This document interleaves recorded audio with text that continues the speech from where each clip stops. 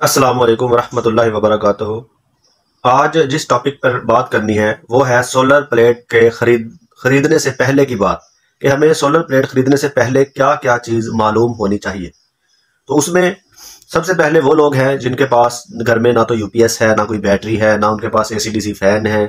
तो उनके लिए जो सोलर प्लेट का इंतखाब है वो 150 वाली करें, 180 वाली करें, या वो 550 वाली करें, या 575 वाली करें। तो ये इंतखाब जो है उसने सबसे पहले करना है कि मैंने करना क्या है। जो सबसे पहले उसने काम करना है वो सबसे पहले आपके घर के एसी डीसी फैन होने चाहिए। वो अपने पंखे बदले, जितने पंखे उसने चलाने हैं।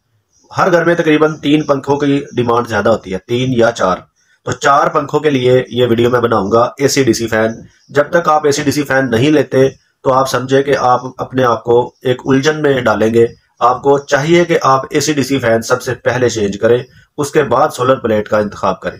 अब सोलर प्लेट जो है वो 150 और 180 वाट का इंतखाब ना करें। आज के जदीद दौर में नई टेक्नोलॉजी के मुताबिक अगर आप उसका इंतखाब कर भी लेते हैं तो एक तो उनकी तादाद ज्यादा लगानी पड़ेगी, दूसरा वो आपकी जो जगह है छत के ऊपर उसको बहुत ज्यादा लेते हैं, तीसरा जो है वो आप उसको सीरीज में लगा के फिर जाके उसका अच्छा रिजल्ट लेते हैं। यानी कि वो एक ऐसी यानी कि चीज है जो पहले की है, पुरानी है। तो उसकी जो लाइफ है वो भी 10 साल तक होती है।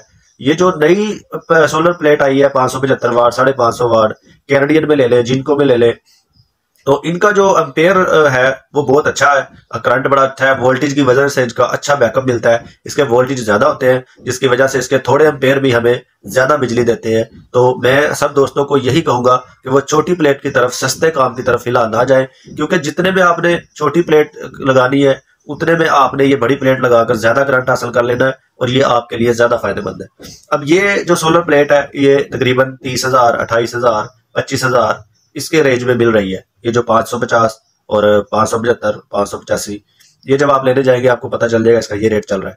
उसमें कोशिश करें कि 9045 Canadian N type bifacial double glass में जो मिल रही है उसका रिजल्ट कुछ खासा अच्छा देखने में आया है। तो इसलिए मैं यही कहूंगा, मैंने अपने घर में क्योंकि यही लगाई है, मुझे इसका ज्यादा पता है कि ये बड़ी अच्छी कारकर्दगी इसमें आई है। तो अब अगर आप ये वाली सोलर प्लेट एक लेकर आते हैं, अब इस एक सोलर प्लेट पे आपके कितने पंखे चलेंगे और ये आपको कितना जो मैक्सिमम करंट है वो कितना देगी। इसके ऊपर अगर लिखा हुआ है 575 वाट, तो आप समझे कि ये आपको 575 की बजाय 350 वाट को सही करंट देगी, और वो भी तेज धूप में, सुबह 10 बजे के बाद और शाम 5 बजे से पहले। ये 350 वाट आपको देगी। अब 350 वाट में से अगर आप 175 नंबर की बैटरी लगाते हैं उसाका, या 185 नंबर की, उस वो 130 AH होती है। तो वो तकरीबन 30,500 की, 28,000 की, हर इलाके में उसका अपना एक रेट है, 31,000 की ऐसे करके मिलती है। तो वो वाली एक बैटरी चार्ज करने के लिए इस सोलर प्लेट से जो हमें करंट चाहिए वो 150 वाट चाहिए कम अज कम। 150 वाट जो है वो इस बैटरी को चार्ज करने में सोलर प्लेट लगाती है। अब बाकी जो आपके पास बचता है वो ओनली 200 वाट बचता है। 200 वाट में 50-50 वाट के एसी डीसी फैन 4 बड़ी आसानी के साथ चलते हैं। अब रहेगी आपकी 8-10 लाइटें। 8-10 लाइटें हालांकि घर में यूज नहीं होती, ज्यादा से ज्यादा 2 लाइटें एक कमरे में और 2 एक कमरे में, और 2 जो है वो बाहर गैराज में हो जाती है।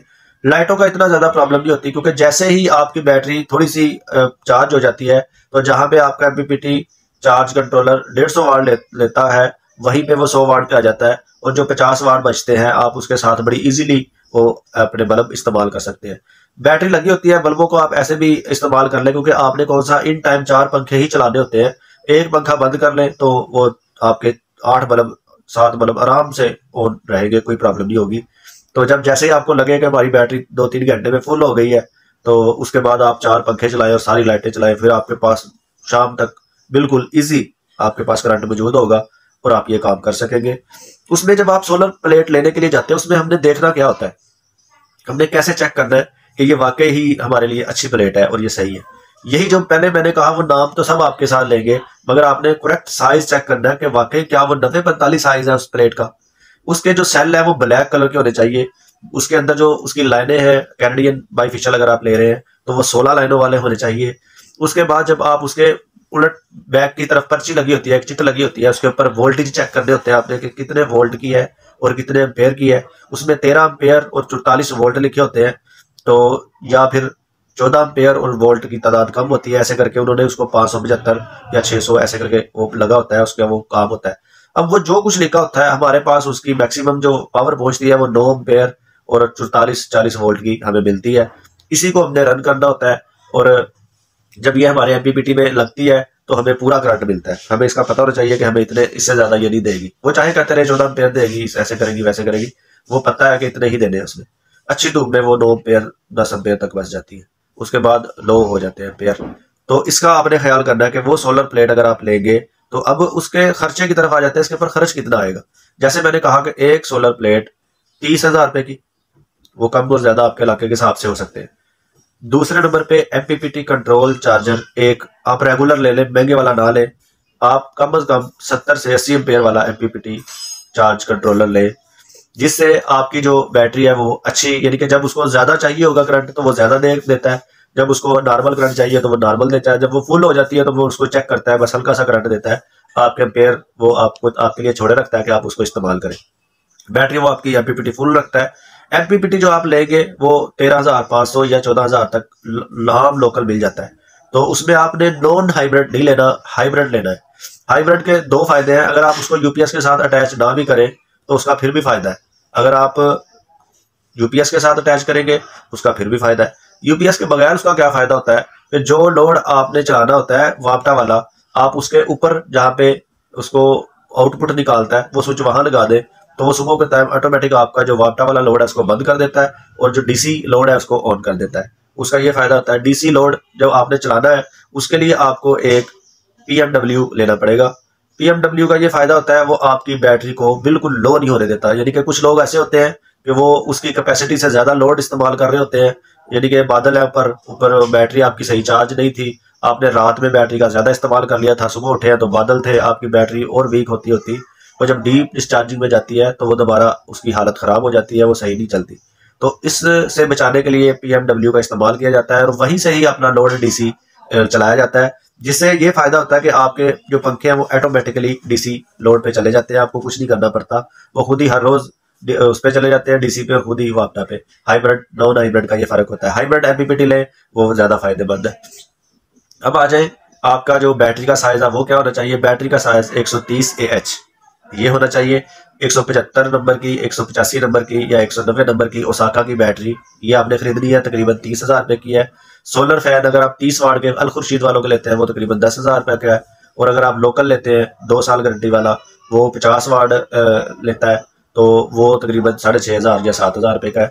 ये आपके इलाके के हिसाब से है कि आपने क्या करना है। 50 वाट का भी मैंने आपको बताया कि 50 वाट के आप 4 पंखे और 10 लाइटें और आपकी बैटरी फुल चार्ज होगी शाम तक। आपने वापटा से चार्ज नहीं करना। रही बात कि रात को क्या बैकअप लेना है, रात को आप बैकअप वही लेंगे जो वो आपकी लाइट चली जाएगी, 1 घंटा चाहे या 2 घंटे चाहे, वो आप वही बैकअप लेंगे। उसके अलावा अगर आप उसको इस्तेमाल करेंगे, हर रोज बैटरी खत्म करेंगे, हर रोज उसको चार्ज करेंगे, तो आपका जो एमपीपीटी चार्ज कंट्रोलर है, क्योंकि जब वो बैटरी बिल्कुल खाली होती है तो उसको हाई वोल्टेज से या हाई एम्पेयर से चार्ज करता है। हर रोज आपकी बैटरी खत्म होगी और चार्ज होगी, खत्म होगी और चार्ज होगी, तो आपकी बैटरी 1 साल के अंदर अंदर फिनिश हो जाएगी। आपको नई बैटरी लेनी पड़ेगी। इसलिए उसका इस्तेमाल रात को कम करें, क्योंकि दिन में तो आपको फ्री मिल रहा होता है, वो तो बैटरी इस्तेमाल नहीं होती। तो जो उसकी जान निकलनी है रात को निकलनी है, रात में बैटरी इस्तेमाल ना करें। और एक और अहम यहाँ पे बात मैं करता चलूं, आप 1 हफ्ते का मौसम का हाल पहले ही चेक कर लिया करें गूगल के जरिए। उससे आपको ये होगा कि आपने कितनी बैटरी रात में इस्तेमाल करनी है। बाज़ औक़ात होता है बंदा रात में बैटरी अच्छी इस्तेमाल कर ले, उससे फर्क नहीं पड़ता, चलो ये तो होगा सुबह उसको धूप अच्छी मिल जाएगी तो आपकी बैटरी अच्छी चार्ज हो जाएगी। मगर ये अगर काम उसके साथ हर रोज होता है, बैटरी के साथ हर रोज आप उसको रात को खाली कर देते हैं, हर रोज वो सुबह उठ के चार्ज होती है, तो आप चेक करें कि यूपीएस में तो ऐसा नहीं ना होता। यूपीएस में तो जब लाइट जाती है तभी वो खाली होती है ना, तो वो चार्ज हो जाती है। और आपका वो बाज़ औक़ात हफ्ता लाइट नहीं जाती, बाज़ औक़ात महीना लाइट नहीं जाती, और जाती भी है तो 1-2 घंटे के लिए जाती है, तो उससे तो फर्क नहीं पड़ता। ये तो आपका हर रोज खाली हुआ करेगी, हर रोज चार्ज हुआ करेगी, तो आप फिर एक अदद बैटरी की 1 साल के बाद तैयारी रखें कि आपको वो आधी कीमत में आपकी बैटरी बिकती है और आधी कीमत तकरीबन डाल के वो फिर से नई बैटरी लेना पड़ेगी। तो ये आपने फिर ज़हन में रखना है अगर आपने ऐसा कुछ करना है। तो उम्मीद है आपको मेरी ये वीडियो पसंद आई होगी। अगर पसंद आई है तो आप इसको लाइक करें, शेयर करें, कमेंट करें, मेरे चैनल को सब्सक्राइब करें, और किसी किस्म का सवाल है तो वो पूछें, मैं इंशाल्लाह उसका जवाब दूंगा। अस्सलाम वालेकुम वरहमतुल्लाहि वबरकातुहू।